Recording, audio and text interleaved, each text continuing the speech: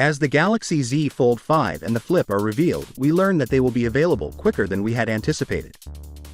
Reliable analyst Ross Young tweeted that the Flip and the entire output projections are now twice those of its predecessor, which confirms the reports we heard a few weeks ago that this was taking place.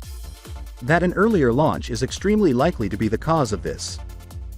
Now, he believes it's a sensible strategy to separate the Fold from the iPhone 15 launch, but it's also likely since other foldables are now hitting the market with more competition that it is necessary for Samsung to launch as soon as possible. It's quite probable that the Z Fold 5 will be launched in July this time around, even though the Fold is typically issued in August. Next, before we examine the design, let's have a look at the Galaxy Z Fold 5's primary spec sheet, which was released by the Galaxy on Twitter. According to a tweet, the new models will have a 7.6-inch primary display and a 6.2-inch exterior display. He claims they would be 120 Hz AMOLED and brighter than the previous versions.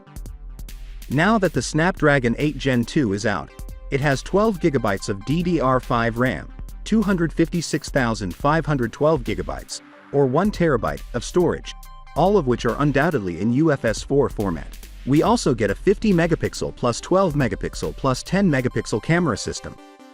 While this is the same as the previous versions, it doesn't necessarily indicate that the cameras will use the exact same sensors. We'll just have to wait and see. The 8K videos we now have play at 30 frames per second, and we now have better speakers for viewing movies and listening to music.